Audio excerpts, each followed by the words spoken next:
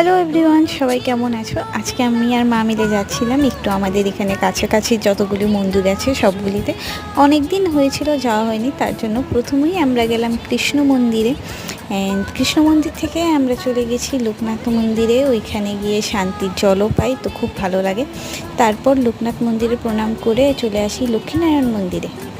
লক্ষ্মীনারায়ণ মন্দিরে এসে দেখছি এখানে পাঠ হচ্ছে, তো ঠাকুরকে প্রণাম করে পেছনে গেলাম। এই জায়গাটা তো আমার ভীষণ প্রিয়, যখনই মন খারাপ থাকে আমি এখানেই চলে আসি, তারপর একটু পাঠ শুনলাম বসে। সেই স্মৃতিগুলো নষ্ট না হওয়াতে তিনি ওইভাবে চিন্তা করতে লাগলেন এবং তার সেই চিন্তার জন্য তারপর হনুমান মন্দিরে প্রণাম করে চলে যাচ্ছিলাম বাড়ি যাওয়ার পথে একটু চাট নিয়ে নিলাম খাবো বলে।